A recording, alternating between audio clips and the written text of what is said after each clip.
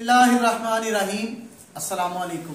सबसे पहले दरूद पाक, अल्लाहुम्मा सल्ली अला मुहम्मदिन व अला आलि मुहम्मदिन व बारिक वसल्लिम। आज आपके साथ जिस नबी का जिक्र करेंगे वो नबी ऐसे हैं जिनको अल्लाह पाक ने जमीन से आसमान पर जिंदा उठा लिया, यानी कि आसमान पर जिंदा उठाए जाने वाले नबी जो अभी भी जिंदा है। आप दुरुस्त समझे हैं, हजरत इदरीस अलैहिस्सलाम। इनका जिक्र करने की कोशिश करेंगे। वीडियो को पूरा मुकम्मल एंड तक देखिएगा, इंशाल्लाह आपको बहुत मजा आएगा। आपका नाम हजरत इदरीस अलैहिस्सलाम है। आप हजरत नूह अलैहिस्सलाम के वालिद के दादा हैं। हजरत आदम अलैहिस्सलाम के बाद आप पहले रसूल हैं। आपके वालिद हजरत सीस बिन आदिम हैं। तवज्जो के साथ देखिएगा और सुनिएगा। दुनिया में सबसे पहले जिस शख्स ने कलम से लिखा वो आप ही हैं, यानी कि हजरत इदरीस अलैहिस्सलाम के जमाने से कलम से लिखने की इब्तिदा हुई। कपड़ों के सीधे और सिले हुए कपड़े पहनने की इब्तिदा भी आपके दौर से हुई। इससे पहले लोग अपने जिस्म पर पत्ते बांधते थे। आपके दौर में कपड़े सीने की और सिले हुए कपड़े पहनने की इब्तिदा हुई। और लोग जो इससे पहले थे ना, वो बाज पत्ते पहनते थे और बाज लोग ऐसे थे जो जानवरों की खालें पहनते थे। आप अलैहिस्सलाम को अल्लाह पाक ने आसमान पर जिंदा उठा लिया। बुखारी और मुस्लिम की हदीस में है कि जब नबी पाक सल्लल्लाहु अलैहि वसल्लम शब मिराज के मौके पर आसमानों की तरफ गए तो आपने हजरत इदरीस अलैहिस्सलाम को चौथे आसमान पर देखा। हजरत इदरीस अलैहिस्सलाम ने एक बार मुल्कुल मौत से कहा कि तुम कहते हो कि हर इंसान ने मौत का जायका चखना है, मुझे भी मौत का जायका चखना है, मुझे मौत का जायका तो चखाओ। मुल्कुल मौत ने कहा ठीक है, जैसे आप कहें। मुल्कुल मौत ने उनकी जान को, उनकी रूह को कब्ज किया, पर कुछ लम्हों के बाद वापस कर दिया, क्योंकि उनका भी टाइम ही नहीं आया था, अल्लाह पाक का हुक्म नहीं आया था, वो वापस आ गया। उसके बाद उन्होंने कहा कि तुम मुझे जहन्नुम की सैर कराओ, मैं जहन्नुम देखना चाहता हूं। उन्होंने कहा ठीक है, जैसे आपका ऑर्डर, अल्लाह पाक के प्यारे नबी हैं, जैसे आपका हुक्म। तो वो हजरत इदरीस अलैहिस्सलाम जहन्नुम का नजारा करने के लिए चले गए। पुलिस सिरात के ऊपर से गुजर गए, जहन्नम का नजारा किया। उसके बाद आपने मुल्कुल मौत से कहा कि मैं चाहता हूं कि जन्नत में जाऊं। उन्होंने कहा जैसे आपका हुक्म। जन्नत का दरवाजा खुलवाया गया। हजरत इदरीस अलैहिस्सलाम को जन्नत में भेजा गया। जब टाइम थोड़ा सा गुजर गया ना, तो मुल्कुल मौत कहने लगे कि आप चलिए, आपको वापिस जमीन पर अपने मकाम पर ले चलो। तो आप फरमा दिए। आप मुस्कुराने लगे कि मैं अब कहीं नहीं जाऊंगा। मलकुल मौत परेशान हो गया कि सरकार आपको वापस जाना पड़ेगा। तो वो कहने लगे कि नहीं, अल्लाह पाक ने इरशाद फरमाया है कुल्लु नफ्सिन जायकातुल मौत, हर नफ्स को मौत का जायका चखना है। मैंने मौत का जायका चख लिया, तुमने मेरी रूह कब्ज की, उसके बाद दोबारा वापस कर दी, मैंने मौत का जायका चख दिया। और अल्लाह पाक ने फरमाया है कि व इन्ना मिनकुम इल्ला वारिदुहा, यानी कि हर शख्स को जहन्नम में से गुजरना है, चाहे वो नेक है चाहे वो बद है। जो नेक होगा वो जहन्नम में से पुलिस सिरात के ऊपर से आसानी से गुजर जाएगा, और जो दोज़खी होगा, जहन्नम वाला होगा, वो कट के उसमें गिर जाएगा।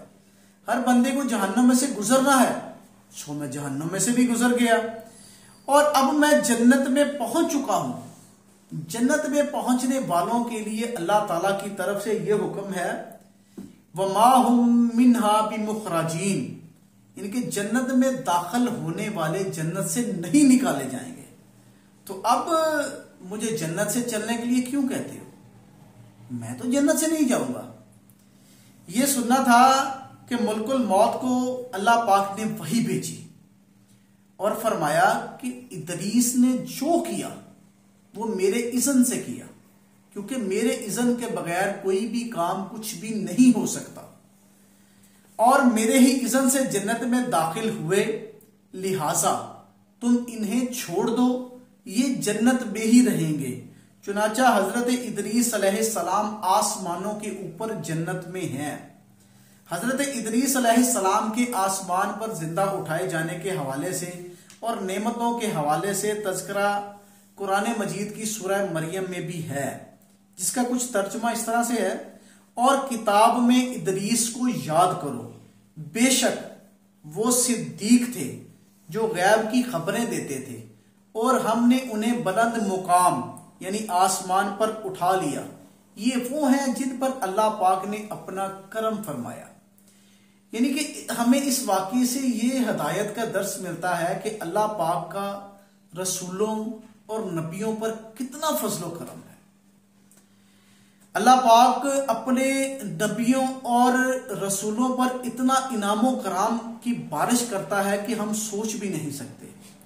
इसलिए हर मुसलमान पर वाजिब है कि अल्लाह पाक के रसूलों और नबियों की ताज़ीम व तकरीम और इनका अदब व एहतराम लाजमी मलहूज़े खातर रखे और इनके जिक्र से अपने दिलों को मुनव्वर करता रहे और खैर व बरकत हासिल करता रहे।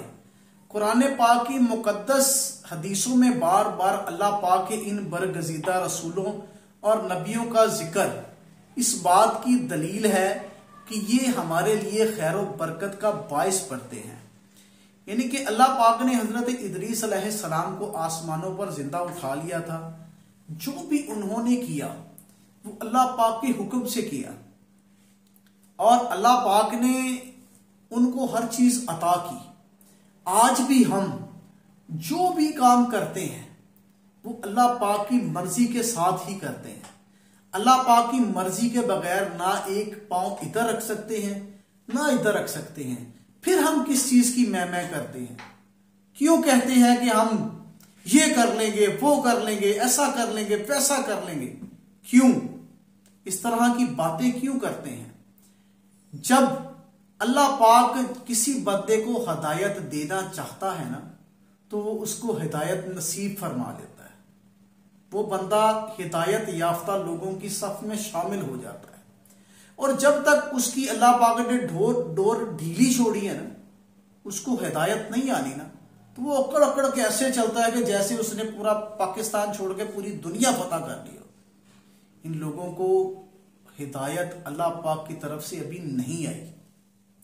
अल्लाह पाक हमें उन हिदायत याफ्ता लोगों में शामिल फरमाए जो अल्लाह पाक के नेक और बरगज़ीदा बंदों की लिस्ट में सबसे आखिर में है। क्योंकि हम इतने तो नहीं हैं कि अल्लाह पाक के बुजुर्ग और जो नेक बंदे हैं उनके कदमों की खाक के बराबर भी जा सके, मगर नीचे नीचे होंगे ना तो कभी कभार उन लोगों की नज़र जो अल्लाह पाक के मंजूर शुदा बंदे हैं हम पर भी पड़ ही जाया करेगी। और एक नजरे करम पड़ने की देर है, इंशाल्लाह हमारी दीन और दुनिया दोनों संवर जाएंगे। जैसा